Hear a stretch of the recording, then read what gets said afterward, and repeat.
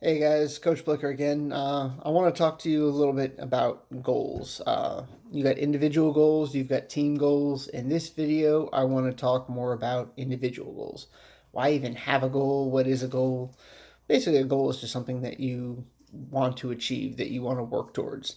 And goals for each person is going to be different. Some people may want to be a state champion, some of them may want to go under 30 minutes for a 5K.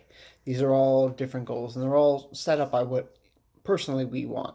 It's nice to say my goal is way up here, uh, but if you don't really care about that, you're not really going to work for it. It's not really a goal. Um, some people will go and set goals really low just so that they can achieve them and they want to feel accomplished. And some people use goals that way. Personally, I always use goals as something that I find that I want to achieve. I'm willing to work to achieve it, and it's something that's possible to achieve. Hey Google, Not everything is set timer possible for to 30 achieve. minutes. I'm not going to be in the Olympics, Okay, 30 minutes. but And we're starting now. I can set other goals for myself. Um, Goals kind of give us a sense of whether we've accomplished something or not.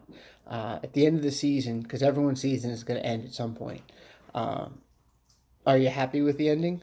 How do you know if you're going to be happy with the ending? A lot of it comes down to what you wanted to accomplish.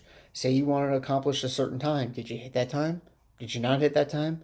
Did you win a certain race? Did you not win a certain race? It's all kind of up to you to decide what you want. That's why it's important to have goals. Uh, I'll give you the goal that I'm currently working on. It's a goal I had a long time ago, and when kids came around, they kind of ended that goal a little bit because I wasn't sleeping very much, spending a lot of time with my family. Well, now that my kids are a little older, it's something I can go after again.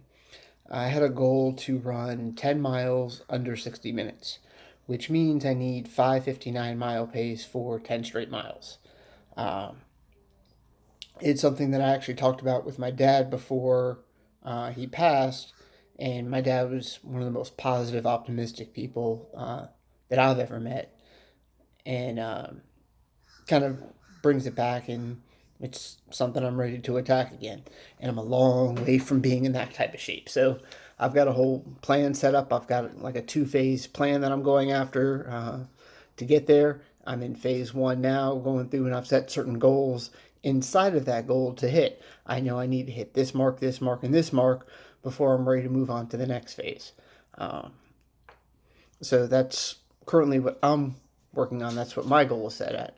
Only you can really set your own goal, because I could set a goal for you. I could say what I'd like to see you run, but if you don't really care to run that, or that's not a goal for you, that's not something you're necessarily going to work hard for.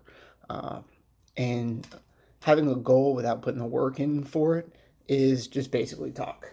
And here's one of the three cats. We've got three of them. This one's my wife's. Now, um, it's really easy to say, oh, I'm going to be a state champion. I'm going to run 15s. I'm going to run 16s. I'm going to run 18s as a girl. I'm going to do this. I'm going to do that. But if you're not willing to put the work in for it, all you're really doing is just talking. There's a lot of people that get excited about goals. They run for a day or two and then they back off. It's kind of like every gym membership at New Year's Day. Everyone's in the gym. Everyone's going to lose weight. Everyone's going to have that summer body.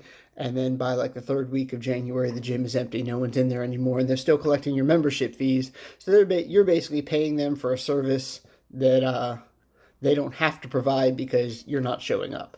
Um, I was watching a documentary when I was running on the treadmill the other day, and it was about Walt Disney and when he was first building Disneyland. And he always wanted to push the envelope of technology, do what other people hadn't done yet.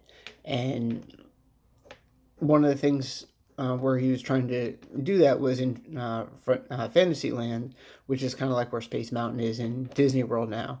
And all the stuff that he was putting in there had never been done before, and he kept pushing his Imagineers to keep coming up with new stuff even after they already had it set up and running.